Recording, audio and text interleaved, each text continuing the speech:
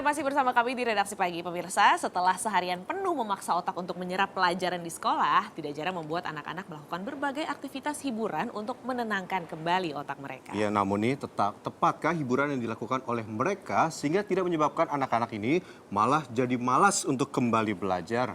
Hiburan seperti apakah yang bisa tetap membantu proses perkembangan buah hati Anda? Mari kita bersama membuka mata untuk mempersiapkan masa depan generasi kita.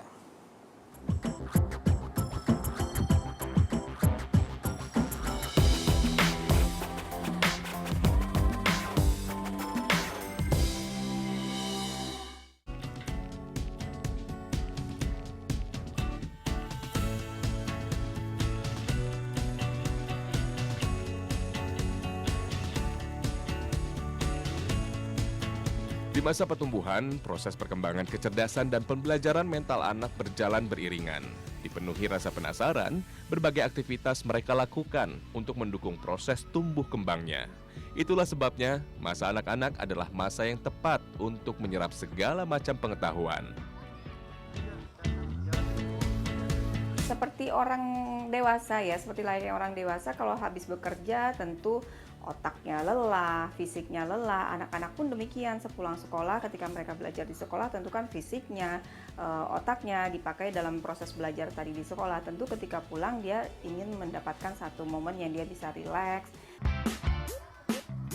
Dari berbagai macam hiburan yang telah tersedia saat ini, bermain gadget dan menonton film telah menjadi cara umum yang lumrah dilakukan. Sayangnya, sarana hiburan macam ini sangat sedikit yang mengandung unsur pendidikan anak di dalamnya. Adalah Ridwan, seorang tua yang memiliki sedikit kepedulian akan hal ini di tengah sibuknya ibu kota. Menggelar bioskop mini bukan sekedar usahanya mencari nafkah penghidupan. Ada semacam kesadaran dalam dirinya bahwa anak-anak butuh sarana hiburan yang aman. Sejak pukul 7 pagi, saat anak-anak memulai aktivitas belajar mengajarnya di sekolah, lelaki dengan dua anak ini bergegas memasang peralatan bioskop mini sederhananya. Tak perlu peralatan rumit, cukup satu box kecil berisi LCD player beserta card reader, sepasang pengeras suara mini, pipa paralon, dan sebuah aki kecil sebagai sumber tenaga listrik, bioskop mini pun siap digunakan.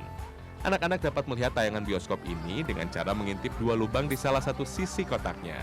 Anak-anak cukup membayar Rp1.000 untuk sekali nonton. Agar tidak membosankan, Ridwan membawa beragam koleksi film. Aduh, ada apaan ini? Ada apaan ini? Oh, Pak Ridwan ya? Oh, Pak Ridwan.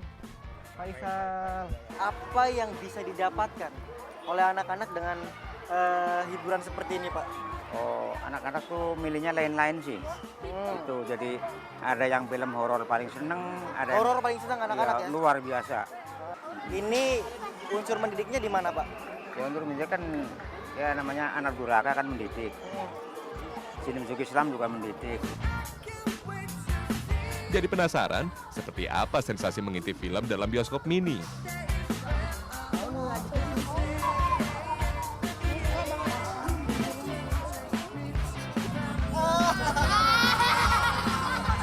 Tetapi menurut saya, apa yang baru saja dilihat dari lubang bioskop mini Pak Ridwan agaknya kurang pas untuk anak-anak. Terlebih idealnya harus ada pendamping yang memberi penjelasan pada anak tiap kali mereka menyaksikan sesuatu, terutama tayangan film. Kita ngomongin masalah film di sini ya, bioskop mini kayak gini. Arfan suka nggak sih? Suka. Seru nggak kira-kira filmnya? Suka, seru, terus apa lagi pendapatnya? Menghibur. Anak-anak memang punya kemampuan luar biasa dalam menyerap berbagai informasi baru. Pada usia belia, daya ingat anak masih di atas rata-rata. Kelemahannya adalah anak-anak belum memiliki kemampuan untuk mencerna dan memahami tiap informasi yang mereka dapatkan. Beda Arfan, beda pula dengan Nabi. Selain bioskop mini, menonton hiburan di televisi menjadi salah satu candu dari aktivitasnya sehari-hari. Di usianya yang baru 8 tahun, kata-kata cinta hingga adegan pukul-pukulan menjadi nilai-nilai yang biasa dilahap murid kelas 2 ini. Suka lihat nonton film? Terus kalau misalnya belajar, nggak mau? Tapi Kadang-kadang. Kalau udah besar nih, cita-citanya mau jadi apa? Mau jadi dokter. Wih, kalau jadi dokter berarti harus pinter ya. Ya? Ya, anak-anak butuh pendamping agar dapat menyerap pesan moral yang terkandung dalam sebuah tontonan. Sehingga tak jarang unsur pendidikan yang harusnya sederhana dapat dimengerti, malah tak sampai pada penonton usia anak-anak. Habis pulang sekolah, kegiatan Nabil tuh apa aja sih, Bu? Ya kegiatannya ya paling ya udah main nonton TV, main handphone ya belajar paling kalau habis maghrib ya belajar ngerjain PR gitu dong gitu. Tapi intens ya, Bu? Artinya terus-menerus nggak tuh kalau habis setiap maghrib tuh? Ya maghrib ya habis ngerjain PR nonton lagi. Nonton lagi? Nonton lagi. Kalau menurut Ibu, anak-anak nonton sinetron cocok nggak? Ya kalau bagi saya emang nggak cocok. Kenapa? Ya kadang suka nonton film yang berantem-berantem, kadang dia suka ikutin di sekolahan. Sayangnya tak banyak orang tua yang sadar bahwa anak-anak mereka membutuhkan sedikit perhatian lebih dari sekedar memberikan tontonan. Karena membiarkan anak-anak asyik dengan sarana hiburan dan aktivitas menonton akan membuat mereka dihinggapi rasa malas. Sebenarnya Anda bisa lihat TV pendidikan. TV pendidikan itu ada dan itu dikelola oleh Kemdikbud, kemudian bersama juga dengan TVRI. Jadi Anda bisa lihat TV pendidikan, TV edukasi, bisa akses internet juga, ada banyak sekali bahan-bahan yang mendidik. Jadi jangan sampai begini, kita ini ketemu dengan beberapa program yang bermasalah, tapi kita tidak memilih untuk meninggalkan program itu. Tapi membicarakan sambil anak kita nonton, jangan.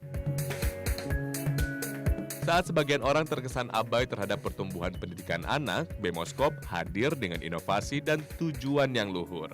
Pria 57 tahun bernama Sutino Kinong tergugah menciptakan media hiburan dengan tetap mempertahankan unsur edukasi di dalamnya. Pria yang aslinya berprofesi sebagai supir bemo ini mengubah bemo kesayangannya menjadi perpustakaan keliling. Dalam sehari, 1 hingga 2 lokasi sekolah disambangi untuk menggelar perpustakaan mini bagi para siswa. Tidak hanya perpustakaan mini, Sutisno juga mengubah bemonya menjadi bioskop rakyat. Mulai dari anak-anak hingga orang dewasa dapat menyaksikan film-film anak negeri tanpa dipungut biaya. Bagi keluarga berkantong tebal, tentu tak perlu bersusah payah menghadirkan hiburan bagi buah hati mereka.